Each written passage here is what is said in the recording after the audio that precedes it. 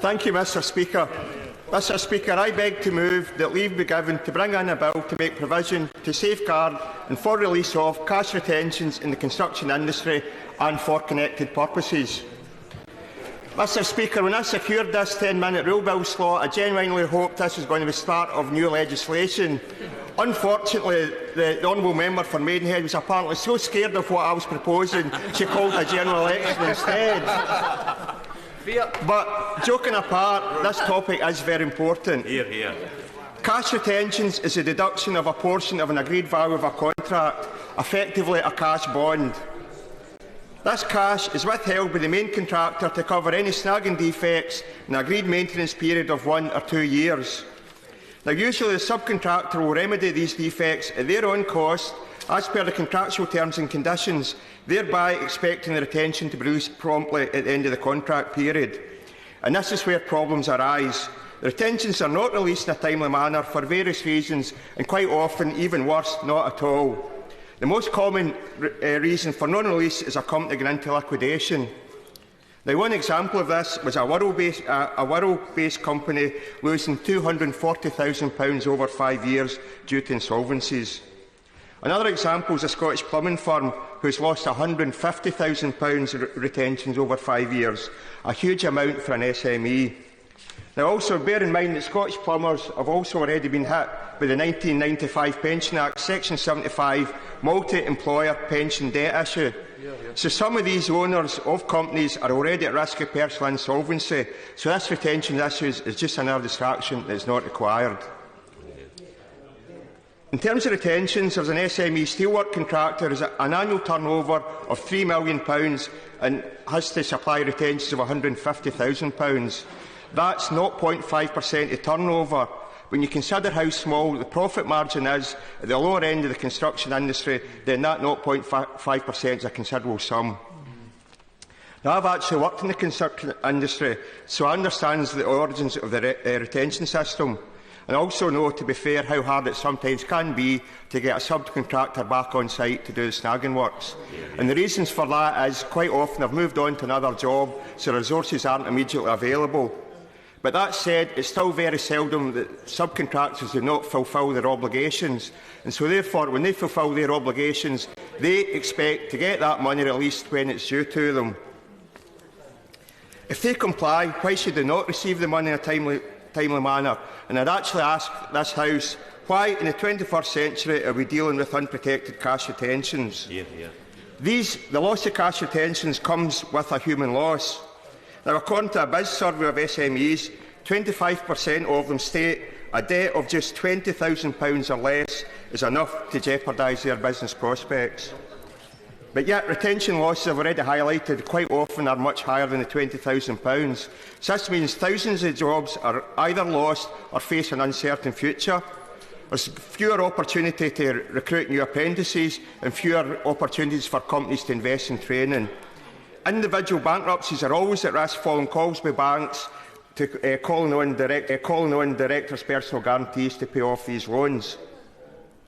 Mr Speaker, this is a government that continually acknowledges there's a productivity problem in the UK, and yet here we have smaller companies struggling with cash flow, stressed and having to put extra man hours into chasing up these cash retentions. So surely resolving this issue can only improve productivity, not just in the man hours saved in terms of not having to chase up the retentions, but in terms of the money that's released that can be freed up for investment in either new equipment or job creation, which will further improve productivity. Now, this issue, to be fair in terms of late payments, has been understood by this government and have took action on late payments. But yet, release of retentions is a missing link in this payment chain that action is still to be taken on. Now, to further illustrate the seriousness of this, in 2015, small firms across the UK lost almost £50 million worth of retentions because of insolvencies up the supply chain. That's money that could have been reinvested, and also, I'd say, a client somewhere along the line has to pay for this lost revenue. Approximately £3 billion worth of retention monies are withheld at one time. So again, I repeat, this has got an effect on productivity, cash flow and profits. Also, the uncertainty of retention release means banks do not allow borrowing against these sums that are due to companies. The thing is, this is not a new issue. It's been known about for a long period of time. The Banwell report, prepared for government 53 years ago, recommended abolition of retentions. 23 years ago, the Latham report, a joint construction industry and government report, recommended that cash retentions should at least be protected in a trust account.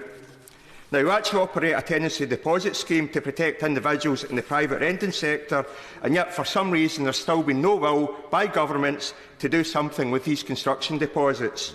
In 2002-2008, the Business Select Committee recommended phasing out cash retentions because it was outdated and unfair to small firms.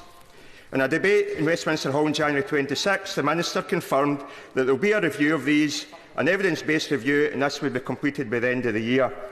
During the Enterprise Committee, of which I was a member, the Minister said, "It's fair to say there is absolute cross-party agreement about the need to reform cash retentions in the construction industry.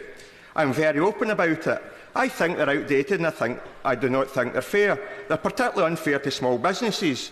Now, when challenging timescales, the Minister then said, by myself that is, the Minister said to me, "The honourable gentleman can be assured that this Minister gives absolutely her word that this matter is not going to be kicked into any long grass." In fact, it's very short grass, which has only just grown, because the review will become by March and then recommendations will go out to public consultation.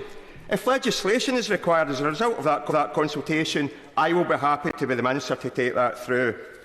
So here we are in April 2017, and the process has been kicked back all this year, and now we have a general election which will cause further delay. I will suggest we're not just in the long grass, we're in long grass that's grown out of sea mud. Now, worse, it's now rumoured that the consultation that has been completed will be consulted on again. So assume that any new government will not move on this until after the summer recess. So I would plead, though, that there is consideration of suitable secondary legislation to be enacted early in the new session of our government, whoever that government may be. I've previously been contacted by companies in my constituency who have been affected by the late or non-release of these retentions.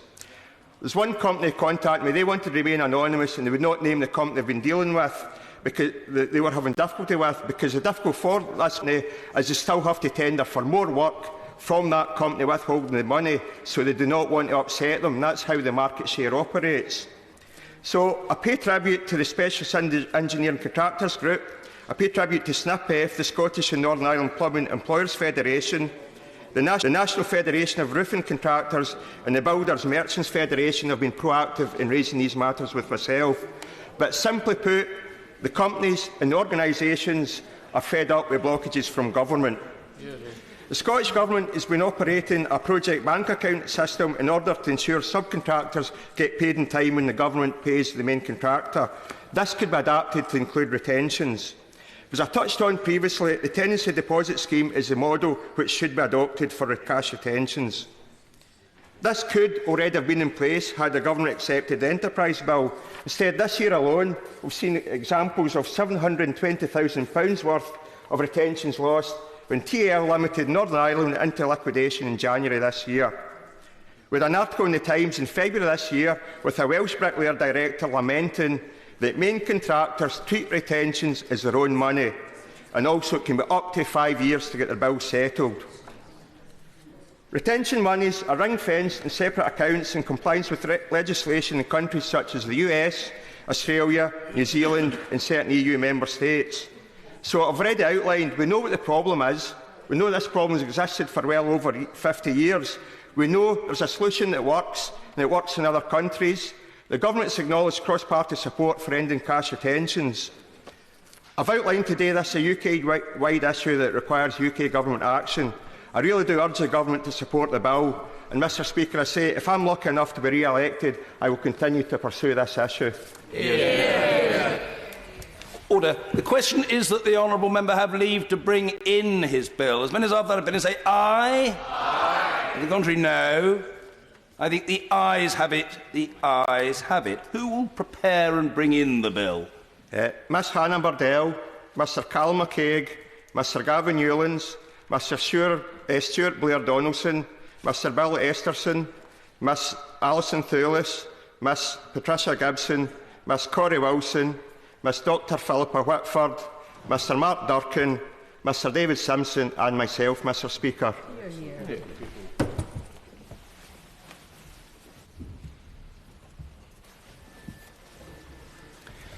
Mr. Alan Brown.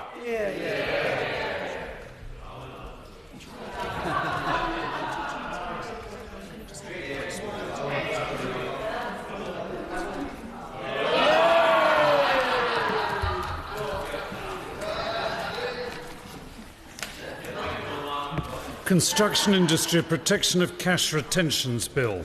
Second reading what day? 12th of May. 12th of May. Thank you. Order.